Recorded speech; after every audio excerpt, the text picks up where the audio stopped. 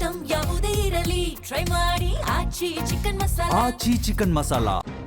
ಧಾರವಾಡದಲ್ಲಿ ಪತ್ನಿಯಿಂದಲೇ ಖ್ಯಾತ ವೈದ್ಯನ ಹತ್ಯೆಯ ಪ್ರಕರಣಕ್ಕೆ ಸಂಬಂಧಪಟ್ಟಂತೆ ಪಬ್ಲಿಕ್ ಟಿವಿಗೆ ಡಾಕ್ಟರ್ ಕಿರಣ್ ಮಾವ ಶಾಂತಿನಾಥ್ ಅವರು ಮಾತನಾಡಿದ್ದಾರೆ, ಹೇಳಿಕೆಯನ್ನು ಕೊಟ್ಟಿದ್ದಾರೆ. ಕಿರಣ್ ಮತ್ತು ಪ್ರಿಯಾಂಕರದ್ದು ಎರಡನೇ ಮದುವೆ ಆಗಿತ್ತು. ಇಬ್ಬರೂ ಕೂಡ ಮ್ಯಾಟ್ರಿಮೋನಿಯಲ್ಲಿ ನೋಡಿನೇ ಮದುವೆ ಆಗಿದ್ರು. ನಿನ್ನೆ ನಾನು ಕಾಲ್ ಮಾಡಿದ್ರು ಕೂಡ ಕಿರಣ್ ರೆಸ್ಪಾನ್ಸ್ ಮಾಡಲಿಲ್ಲ ಅಂತ ಹೇಳಿದ್ದಾರೆ. ಮಗುವಿನ ಕುತ್ತಿಗೆ ಮತ್ತು ದೇಹಕ್ಕೆಲ್ಲ ಚಾಕುವಿನಿಂದ ಇರಿದು ಬಿಟ್ಟಿದ್ದಾರೆ. ಪಬ್ಲಿಕ್ ಟಿವಿಗೆ ಡಾಕ್ಟರ್ ಕಿರಣ್ ಮಾವ ಶಾಂತಿನಾಥ್ ಅವರು ಹೇಳಿಕೆಯನ್ನು ಕೊಟ್ಟಿರುವಂಥದ್ದು. ತಂದೆ ತಾಯಿ ಅವರು ಕಷ್ಟಪಟ್ಟು ಅವ್ರನ್ನ ಕಲಿಸಿದ್ದಾರೆ. ಇದ್ದದ ಜಮೀನು ಹೊಲ ಎಲ್ಲ ಮಾರಿ ಒಂದು ಮಿಡಲ್ ಕ್ಲಾಸ್ ಫ್ಯಾಮಿಲಿದವರು ಅವರು ಕಷ್ಟಪಟ್ಟು ಕಲಿಸಿ ಇದು ಮಾಡಿದ್ರು. ಆಮೇಲೆ ಈಕೆದ ಮದುವೆ ಮ್ಯಾರೇಜ್ ಆಗಿ 9 ವರ್ಷ ಆಗಿ ಈಕೆ ಒಂದು ಸ್ವಲ್ಪ ಸರಿನೂ ಇಲ್ಲರಿ. ಸ್ಟಾರ್ಟಿಂಗ್ ಹಿಡಿದು ಹೆಂಡತಿ ಜೊತೆ ಅಂದರೆ ಗಂಡನ ಜೊತೆ ಆಕೆ ಸರಿನೂ ಇಲ್ಲರಿ. ಮದುವೆ ಆಗಿ ಒಂದು 4 ತಿಂಗಳು ಅಷ್ಟೇ ಸರಿ ಇದ್ದಿಲ್ರಿ. ಆಮೇಲೆ ನಂತರ ಏನೋ ಕಿರಿಕಿರಿ ಚಾಲೂನೇ ಇತ್ತು ರೀ ಆಕೆ. ಹಾಂ, ನಮ್ಗೆ ಗೊತ್ತಿತ್ತು. ಆಗನವ್ರು ಆಮೇಲೆ ಎಲ್ಲ ಹೇಳ್ಕೊತಿರ್ತಿದ್ದು, ಅವ್ರು ಇಬ್ಬರು ಜನಗೂ ಹೇಳ್ಕೊತಿರ್ತಿದ್ದು. ಆದರೆ ಆಕೆಯನ್ನು ಸರಿಯಷ್ಟು ಕೇಳ್ತಿರ್ಲಿಲ್ಲ. ಕಿರಣ್ ಭಾಳ ಅಂದರೆ ಇದು ಮಾಡ್ಕೊಂಡಾರಿ, ಸಹನ್ ಮಾಡ್ಕೊಂಡಾರಿ, ಟಾಲ್ರೇಟ್ ಭಾಳ ಮಾಡ್ಕೊಂಡಾರಿ. ಇಷ್ಟ ಆಗೈತೆ ರೀ. ಆಮೇಲೆ ನಮ್ಗೆ ಡೌಟ್ ಬಂದ ನಂತರ ನಾವು ಊರಿಂದ ಬಂದು ರೀ. 6 ಗಂಟೆಗೆ ಡೋರ್ ಓಪನ್ ಮಾಡಂದ್ರೆ ಓಪನ್ ಮಾಡಲಿಲ್ಲ. ಕಿರಣ್ ಫೋನ್ ಎತ್ತಲಾಗನ ನಾವು ಬಂದು ರೀ ಅಲ್ಲಿಂದ. 6 ಗಂಟೆಗೆ ಬಂದ ನಂತರ ಡೋರ್ ಓಪನ್ ಮಾಡಲಿಲ್ಲ. ನಾವು ನಾಕ್ ಮಾಡಿದ್ದು, ಆಮೇಲೆ ಬೆಲ್ ಬಾರಿಸಿದ್ದು. ನಂತರ ಆಕೆಗೆ ಡೈರೆಕ್ಟ್ ಫೋನ್ ಹಚ್ಚಿದ್ ನಾ ಪ್ರಿಯಾಗ. ಫೋನ್ ಹಚ್ಚಿದ ನಂತರ ಆಕೆ ಫೋನ್ ರಿಸೀವ್ ಮಾಡಿಳು. ಕಿರಣ್ ಇದು ಬಗಲ ತೆಗಿ, ನಾ ಡೋರ್ ಹತ್ತಕ್ಕೆ ಬಂದೆ ಅಂತ ಚಿಲ್ಕ ತೆಗಿತೇನೆ.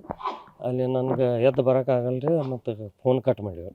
ಫೋನ್ ಕಟ್ ಮಾಡಿದ ತಕ್ಷಣ ಮತ್ತೆ ಹೊಳ್ಳಿ ನಾ ಒಂದು ಸ್ವಲ್ಪ ಜೋರಾಗಿ ಆಕೆ ಫೋನ್ದಾಗ ಮಾತಾಡಿ ಆಯ್ತು ಎದ್ದು ಬಂದಳ್ರಿ ಆಕೆ. ಎದ್ದು ಬಂದು ಫೋನ್ ಅಂದರೆ ಡೋರ್ ಓಪನ್ ಮಾಡಿದ ಒಳಗೆ ಎಲ್ಲರೂ ನಾವು 4 ಜನ ಆದವು ರೀ. ನಾವು ರೀ ನಮ್ಮ ಇನ್ನೊಬ್ಬರು ಸಂಬಂಧಿಕರು ಮತ್ತು ನಮ್ಮ ವೈಫಿನ ಸಿಸ್ಟರ್ ಅಂದರೆ ಕಿರಣ್ಗಳ ಅಕ್ಕ ತಂಗಿ ರೀ.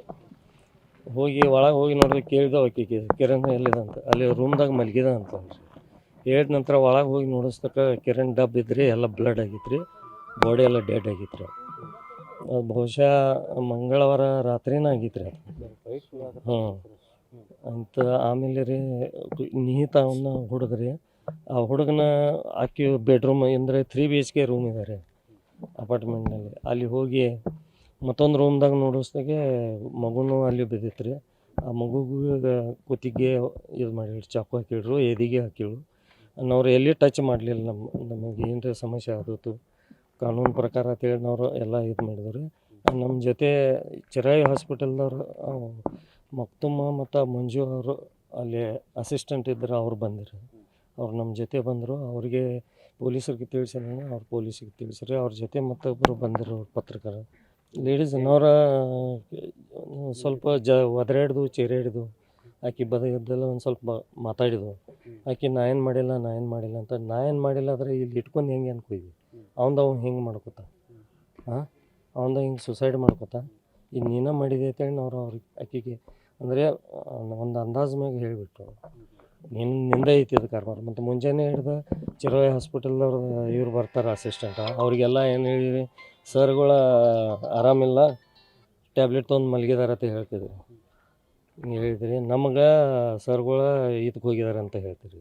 ಯಾವುದಕ್ಕೆ ರೀ? ಕೇಸಿಗೆ ಹೋಗಿದ್ದಾರೆ ಅಂತ. ನಮ್ಗೆ ಡೌಟ್ ಬಂದ ಇಲ್ಲಿ ಬಂದು ನೋಡಿಸ್ರಿ ಇದೆಲ್ಲ. ಹಾಂ, ಒಂದು ಮಿಡಲ್ ಕ್ಲಾಸ್ ರೀ, ಒಂದು ಒಳ್ಳೆ ಮಿಡಲ್ ಕ್ಲಾಸ್ ಫ್ಯಾಮಿಲಿ ರೀ. ಮತ್ತು ಆಮೇಲೆ ಒಂದು 3 ಎಕರೆ ಜಮೀನು ಇತ್ತು ರೀ, ಅದೆಲ್ಲ ಮಾರಿ ಅವನು ಎಲ್ಲ ಶಾಲೆ ಕಲಿಸಿರು, ಓದಿಸಿರು. ಅವನು ಒಂದೆತ್ತೆ ಹಿಡ್ಕೊಂಡು MD ಅನೆಸ್ಥಿಸಿಯಾ ಅವರಿಗೆ ₹1 ಡೊನೇಷನ್ ಇಲ್ಲ, ಎಲ್ಲ ಗೌರ್ಮೆಂಟ್ ಸೀಟ್ ಟೋಟಲಿ. ಅಷ್ಟು ಕಷ್ಟಪಟ್ಟು ಕಲಿಸಿದ್ರು ಅವ್ರ ಅಪ್ಪ. ಅವ್ರದ್ದು ಕಾಲೊಂದು ಅಪಂಗ ಇದ್ರಿ. ಅವರು ಅಷ್ಟು ಅಪಂಗ ಕಾಲಿದ್ರೂ ಹೊಲ್ದಾಗ ಕೆಲಸ ಮಾಡಿ ಮಗನ ಕಷ್ಟಪಟ್ಟು ಕಲಿಸಿದ್ರು. ಹುಡುಗ ಆರಾಮಿದ್ದಾರೆ. ಈಗ ಒಂದು ಸ್ವಲ್ಪ ಸ್ಟೇಬಲ್ ಇದ್ದಾರೆ. ಇನ್ನೂ 3-4 ದಿವಸ ICUದಾಗ ಬೇಕಲ್ಲ. ಅಲ್ಲಿ ಹೋಗಿ ಬಂದಿದ್ದು. ಹಾಂ, ಇಬ್ರದ್ದು 2ನೇ ಮ್ಯಾರೇಜ್. ಅದು ಮೊದಲೇದು ಏನು ಸಮಸ್ಯೆ ಆಗಿತ್ತು ನನಗೇನು ಗೊತ್ತಿಲ್ಲ ರೀ. ಅಷ್ಟು ಡೈವರ್ಸ್ ಅಂದರು. ಅದು ಕರೆಕ್ಟ್ ಆಯ್ತು ರೀ ಅದು.